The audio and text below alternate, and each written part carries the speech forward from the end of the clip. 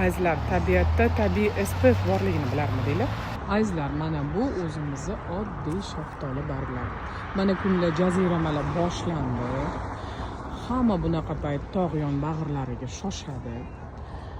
Ana shunaqa payt mazza qilib cho'milib, oftobda toblanib, ko'pchilik terisini kuydirib qo'yadi, achishtirib qo'yadi. Mana shu oddiy shaftoli barglari sizga SPF vazifasini, ya'ni quyoshdan saqlovchi vazifasini o'taydi. Nima qilasiz? Mana shu shaftoli barglaridan olib, o'zingizni yoningizda mayda qilib ezma qilib olib, yoningizda olasiz. Ana shunaqa oftobda toblanadigan payt ustingizga surib olasiz.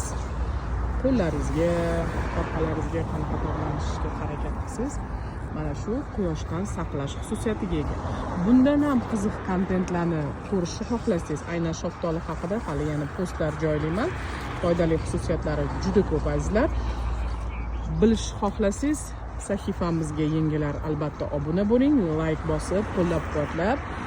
Tanishlaringizga mana shu videoni albatta jo'natib qo'ying, ularga ham inshaalloh manfaatli bo'lsin azizlar.